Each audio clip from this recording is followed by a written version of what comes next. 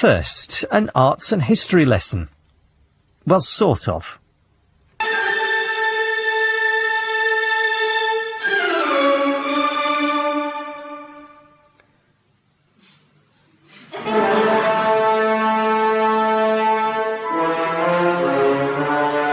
BBC Radio 4 presents from the BBC Radio 4 BBC Drama Theatre of London, performed before an actual live-in audience, The Arts and How They Was Done, conceived and presented by myself, Desmond Olivier Dingle, and the entire National Theatre of Brent. Raymond... Box. No, hang on, Raymond, please. Okay, right. Raymond...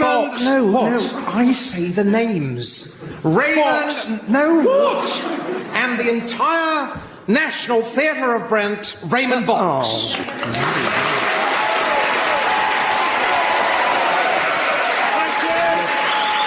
Thank you. Yes. All right. And now, ladies and gentlemen, we are proud to present tonight the second episode of the series... Episode, Two. Pardon? Two.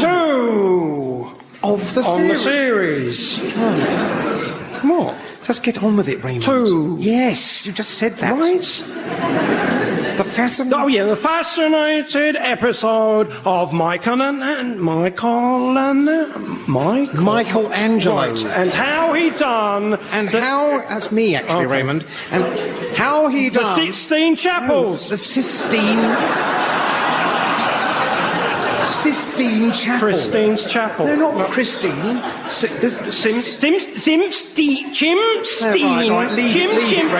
Chimney, chim. No, Raymond. I'd just like to remind the viewers that the events depicted in this evening's episode have been authentically researched by experts, and the words spoken will almost certainly be some of the actual words spoken at the actual time. And so, sit back, relax, put your feet up, and No, not you. Not you in the audience here. Would you keep your feet off the seats, please? The people at home put their feet up. Thank you. Now, where was we? Ah, yes. And enjoy this unique, once-in-a-lifetime trip to our second historic and highly artistic epoch, which is Raymond. Pardon? Which is Raymond? Which is Raymond. To our second historic and highly artistic epoch, which is Raymond. Our second historic and highly assisted peacock, which is the Renaissance. Famed, of course, for its famous artworks, such as the famous Venus de Milo, or the Legless Venus, as she is also... and many other works, far too numerous and famous to mention. But excuse me, Desmond. Yes, Raymond. Where in particular are we actually in the Renaissance? Actually going now, Desmond? Well, Raymond, we are actually going to the most famous city of all time. I am, of course, referring to... Rome! Yes. Famed, of course, for the mighty Roman emperors, such as Julius Caesar, the Emperor Nero, I Claudius. I... Got a lovely bunch of coconuts. Sake. Right. Just grow up, All right. please. I'm just trying to cheer things up, Desmond. But all these emperors are long gone now. Yes. So is Julian Caesar no longer here then, Desmond? That's right, Raymond. He certainly isn't. For this is the year 15-something. So, who rules this mighty city of Rome now then with a rod of steel, might I ask, Desmond? Well, I'm glad you asked me that, Raymond. Yes. Because, fascinatingly, this mighty city is now ruled by another Julius. By another Julian, Desmond? Yes. So which Julian can that be then? Well, Raymond, I am referring, of course, to the famous Pope Julius II. Good heavens! The Pope? Yes, but not any old run-of-the-mill Pope you'd expect to be Pope, Raymond. Pope Raymond? then, Desmond? What? Pope Raymond. No, there wasn't a Pope Raymond. You just said there was, Desmond. No. Yeah. Listen, there was no Pope Raymond, right? Oh, right. Just carry on now, please, Raymond. So, what sort of pope would this pope be then, Pope Desmond? No. It wasn't a Pope Desmond, obviously. Yeah, obviously. No, I'm not saying there wasn't. In fact, now I think about it, there almost certainly was. In fact, now I think about it, there actually there was a Pope Pius the Desmond. Was there? Yeah. Anyway. Really?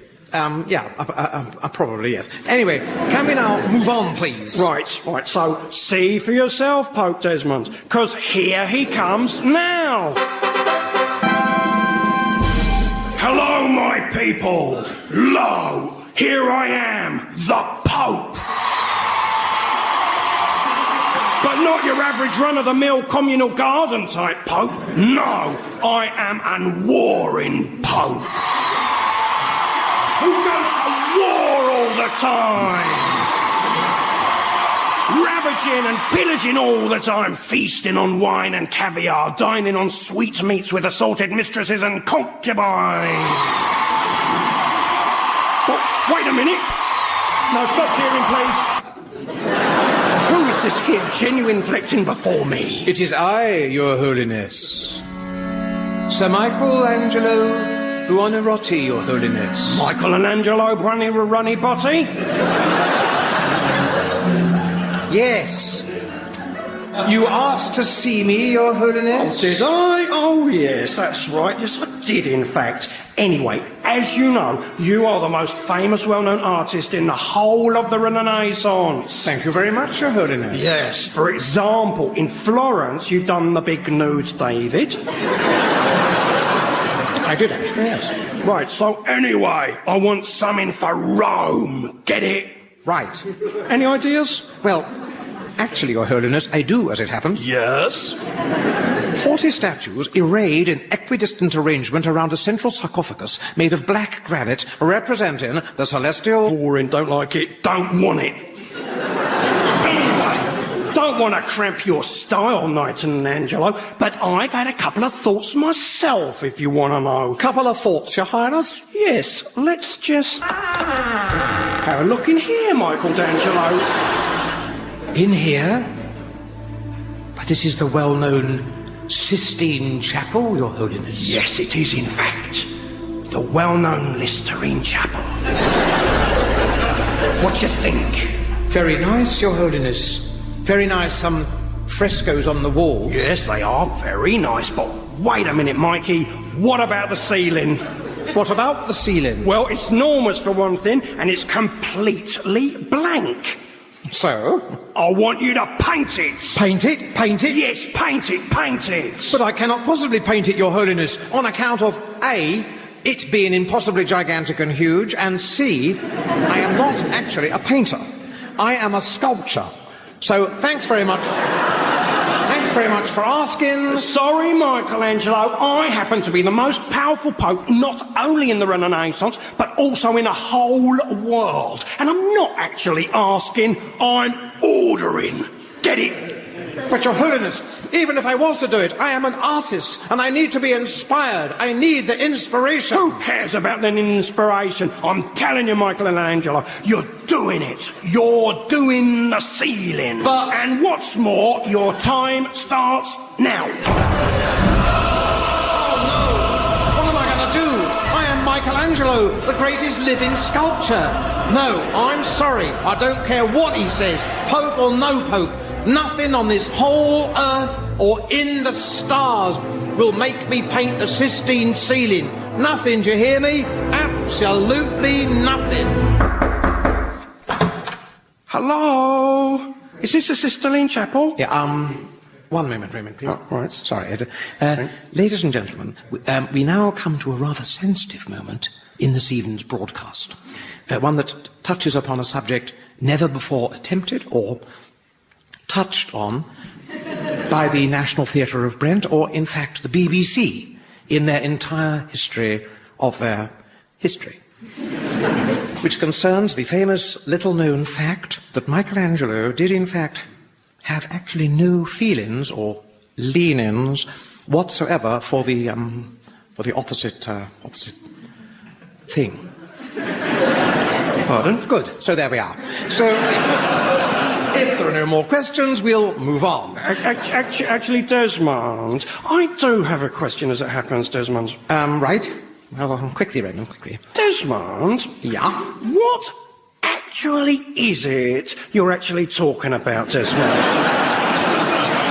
Pardon? Well, because we're all completely in the dark here. I think the ladies and the gentlemen know quite well what I'm talking about, Raymond. Which is what, Desmond? Well, I think we... What is it, Desmond? I am referring, Raymond, to the popular, rather sensitive, well-known artist's thing, the love that... Pardon? Sorry? The what, sorry? The love that... Sorry, I can't hear a word you're saying, Desmond. The love that The what? love that dare not speak its name, Raymond. The love that dare not speak its name, Raymond? No. Let's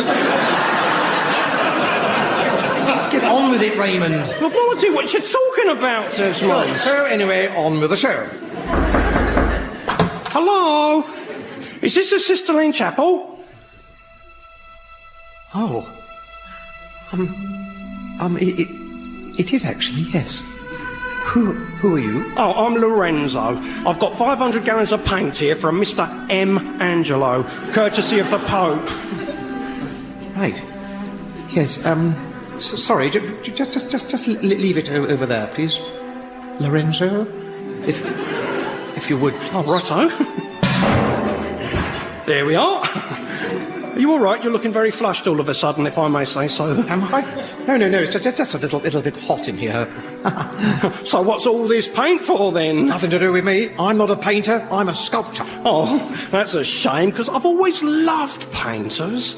How do they do it? How they bring all them things to life, like they're living. Fascinating. I've always wanted to meet a real painter. Really? Oh, yeah. Yes, I have, actually. You don't happen to know any by any chance? What? Painters. I'm a painter, actually. But you just said you wasn't. You said you was a sculptor. A sculptor? I don't know what you're talking about. I'm a painter. I mean, I dabble in a bit of sculpting, obviously. Do a bit of dabbling, but painting is my passion. Really? Yes. Well, that's very interesting. Yes. So have you got anything on the go at the moment, as they say?